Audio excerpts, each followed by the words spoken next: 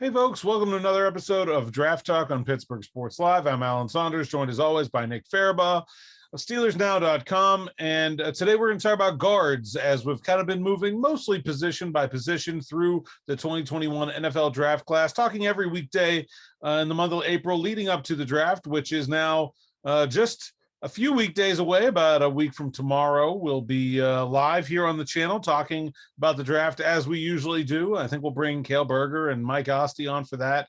But today we're going to talk about guards, and I think it's a position the Steelers clearly have a future need at, but it's a position that is not typically taken early in the draft. And with the Steelers having a bunch of current needs, I don't think it'll be one they address early, but I do think it's an important one as David DeCastro enters the final season of his contract and frankly struggled at times last year as he dealt with an injury.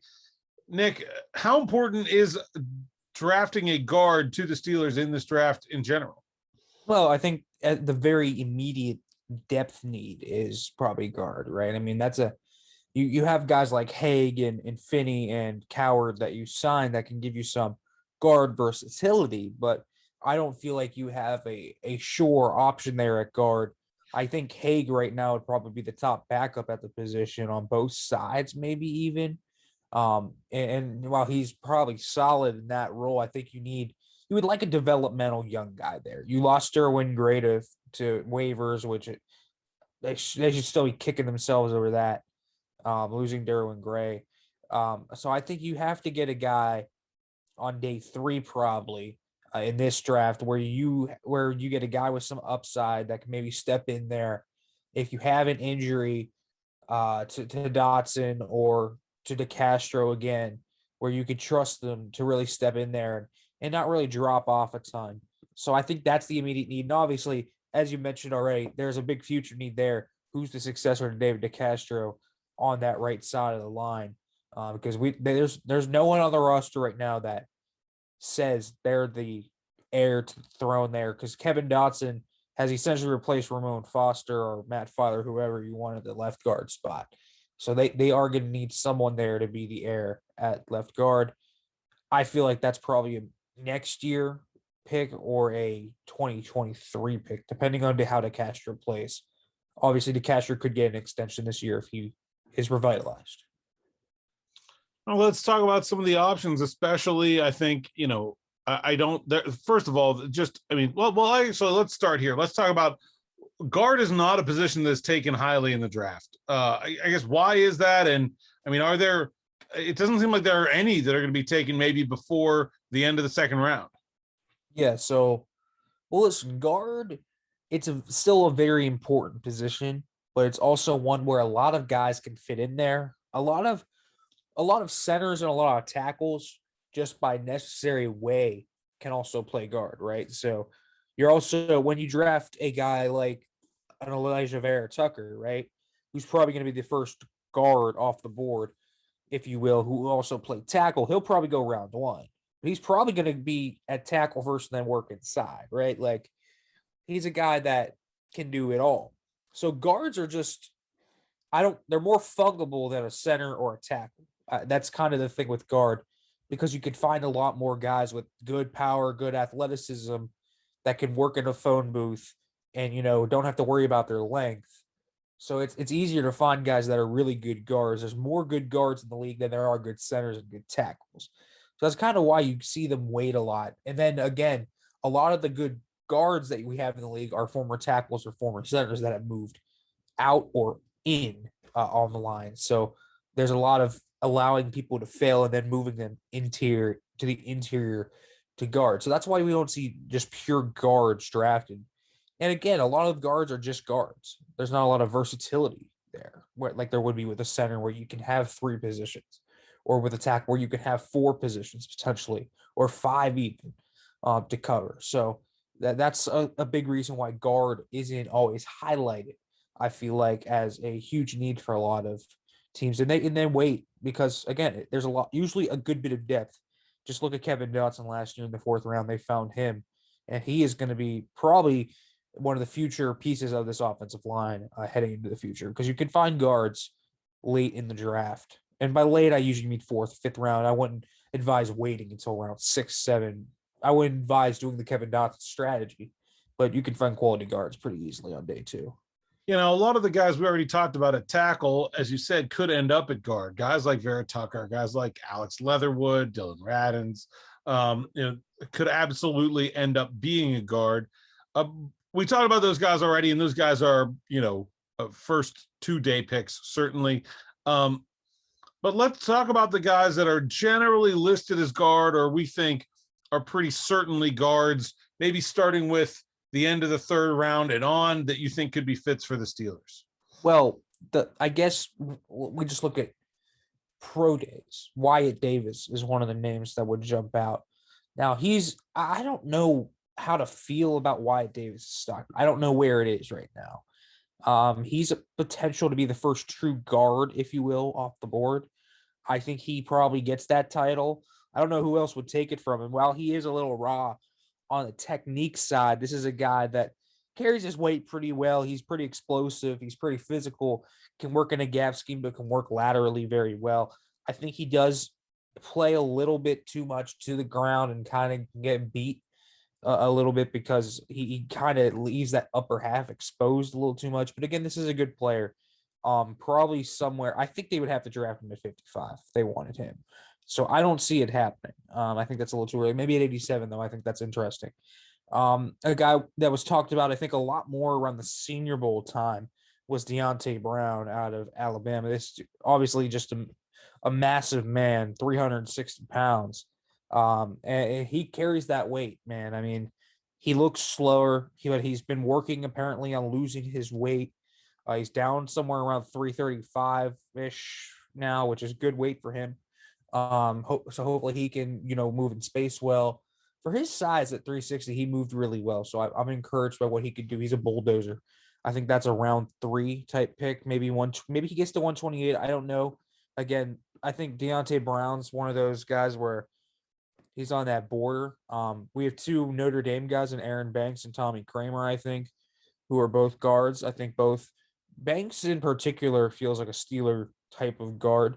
Real physical, nasty, high football IQ, very polished, ready to come in. I think he's a guy. Trey Smith out of Tennessee is another one, obviously. Big time upside with Trey Smith. Thought it was once potentially a 1st-round pick 2 years back before the blood clots hit him. That's the big question with Trey Smith, the medicals. But the tape really was good this year. Had a little bit of a rough start to the year, but I thought he really brought it up big time. I know I believe he's talked a little bit to Ramon Foster. So perhaps that could be a natural connection for the Steelers. David Moore out of Grambling, I really like. He was good at the Talking about going down the Kevin Dotson footprint. You're taking another small college guy from the Deep South, a little bit underrated maybe, but he did get to go to the Senior Bowl. Dotson, wasn't invited, but I think that's a very similar kind of player. Yeah, I do too. And the thing with him is he's been learning how to work center, so you make it a little bit of center insurance. Could be an emergency center option for you as well. Solid 4th-round pick, I think, right there. Very strong football player. Ben Cleveland out of Georgia is another guy, just built like an absolute machine. I mean, guys should not be built like Ben Cleveland. And he plays like he looks. I mean, literally, he's built like a bodybuilder. I mean, Greek god type things from Ben Cleveland, and he plays like so. There's a few more names down the list. Jared Hawker from Texas A&M is a name not many people talk about, but they did send Chris Morgan to the Texas A&M Pro Day, which makes me at least look at that name a little bit more. Robert Jones out of Middle Tennessee had a big highlight at the Senior Bowl where I think did he dump Patrick Jones or Shaka Toney? I think it was Shaka Toney, where he threw into the ground. He's a guy as well.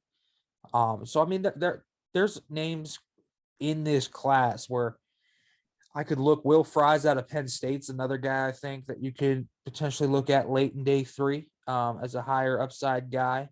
So there's certainly names that the Steelers can look at in this class. Now, we talked about the need and they do need a backup for this year. or they at least could improve upon their backup situation for this year. And they certainly don't have anyone that's an incumbent, a developmental guy to replace David DeCastro. But I also feel like this is a position where if they don't get anybody, it's not an emergency like it is at some of the other spots either. Does that allow them to be a bit more selective? If they don't find a guy that they really love with, they can just pass on guards and maybe go, fishing in the free agent class for a slightly better upgraded backup. I mean, it's possible, but I think they would be okay going with Haig, Coward, Finney draft pick, because I feel like they're going to draft a center. So that center is likely going to have guard versatility. And if they get a tackle too, that guy might have guard versatility. And obviously that tackle might not be a starter, right? Like, so if you draft a 3rd round tackle, there's no guarantee they're going to beat out a core 4 Banner. So you might have actual guard depth there too. So just by drafting a guard or a center, or I mean a tackle or a center, you might get extra guard depth on top of that. It's not an urgent need. I think they're happy with Joe Haig. I think they're happy with what they kind of have there. A few of those guys in that room. But I'm it's not a desperate need. I would like an upside option for future years, just because they have churned out so many of those late round gems at the offensive line, like the Filers, the Villanuevas, the Fosters, of the world. So I would like them to take a shot on one, but they might not. And if they don't, it's okay. I mean, it's a deep class, but I think they should capitalize on it. They have 8 picks. I think they could take one in the 7th round. They have 2 7th-round picks. I don't see why you wouldn't take one. Yeah, I think the versatility they got with Finney and Haig, because Finney's a center guard, Haig's a guard tackle. Wherever they add depth to this offensive line in the draft, they're going to be able to move those guys around. So I think that's really helpful for what they're trying to do. In general, what is your feeling about this class is this a good class to be taking a guard? It seems a bit thin to me as far as the guys that are true guards in this class. Yeah, I mean, true guards, it's thin, but then when you kind of look at the guys that are probably going to be guards like Jalen Mayfield, Jackson Carman, I think Vera Tucker is going to be a guard. When you start Leatherwood, if he's in there, maybe even like a Tevin Jenkins potentially moving in there. When you start to look at probably who's going to be a guard, I think you look and this class gets a lot stronger. But yeah, there's question marks on the true guards. I don't have the top true guard, in my opinion, on tape was Trey Smith. Like, I think that's who has the best tape, but he has medical concerns. Wyatt Davis has upside, but he has serious questions on tape. I mean, David Moore, I think, is very intriguing. The competition will get him dinged a little bit, but I thought he was very good at the Senior Bowl. I really like him as probably the best sleeper in the class. But I mean, as a true guard class, it's not crazy deep, but there are some experienced guys. I think at the very least, you'll get pretty good depth options. Well into day 3, which is solid for a guard class, especially when you expect a lot of those tackles and what is a absolutely loaded guard tackle class. Probably some of them are going to kick inside and eventually be pretty good guards. So it's not a dry guard class, but it's not a great one either. It's pretty average, run of the mill. The only guy I think we talked about Hainsey a little bit when we were talking tackles and when we were talking centers. He could possibly be a guard as well. Yeah, he could play all 5 spots. So if Hainsey feels like a guy they would draft in round 4 at 128. I think that's take care of the backup at all 5 positions. Yeah, and I mean, he could be a starter at one of those positions later too. Like, they love that versatility. Obviously, with their signings, they've shown they love that. I think maybe they're higher on him. I've heard some buzz with Hainsey maybe in round 3.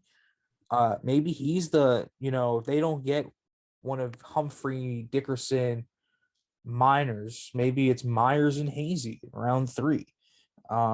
Which I'd be okay with. I think Robert Hainsey's a very good football player. Yes, he can play guard, either guard spot, either tackle spot. I don't know that he's going to play tackle in the NFL, but certainly he can play guard. And certainly his best spot's probably center, but he's guard capable. So yes, I think that would also take care of that. And if you get a guy like Hainsey, you don't need to draft another guard. You really don't. And I think a pretty comparable, like body style and ability to a guy like Matt Filer, who they just had in that spot. Hainsey, obviously a local guy. He played his high school football at IMG down in Florida, but he's a local guy, and then on to Notre Dame. So I think that's a very intriguing possibility, just given the number of needs they have on the offensive line, to get a guy who's a very versatile player, would start as a backup and can maybe be that future David DeCastro replacement, could maybe be a future center, and could certainly be a backup tackle. Good stuff, Yeah. Nick. Anything else on guards before we go? There's not really much else to talk about on guards. The Steelers, though, have shown interest in guards. Just kind of look. Texas A&M, they were at Georgia Pro Day with Cleveland. They were at Notre Dame Pro Day. They had a meeting, I believe, with David Moore. They've shown interest in the guards. They were at Wyatt Davis's Pro Day. Trey Smith, I think, also said he's talked to them. I believe so. They're showing interest in guards. So I think I'll say this. The one thing I will say, if they do draft a guard on day 2, don't be surprised. Like, just a pure guard, it wouldn't surprise me. If the value's right. It has to be right, but I wouldn't be overly shocked. And if they don't get a guard, don't be surprised if there aren't some significant undrafted free agent additions at that position. It's a spot where you can get quality depth after the draft. Ramon Foster obviously was an undrafted player. Filer we just talked about. So I do think that's a spot that don't stop paying attention on Sunday, because they could still add a talented player there even after the draft. That's always a spot where it seems, and they don't really have a ton of those guys, coming back from the practice squad or anything like that. It doesn't seem like there's a ton of guards kind of in that mold on the team already. So I definitely think that's an area they could focus on. And of course, we'll be all the way through till the end of Sunday, and the 90-man roster is full, covering the NFL draft and the aftermath here on the YouTube channel, Pittsburgh Sports Live, as well as all of our other content at PittsburghSteelersNow.com. So make sure to check all of that out. Give the channel here a thumbs up, and check that bell so you get a notification every time we go live here at Pittsburgh Sports Live. And I thank you for watching. I'm Alan Saunders for Nick Farabaugh. This has been another episode of Draft Talk on Pittsburgh Sports Live.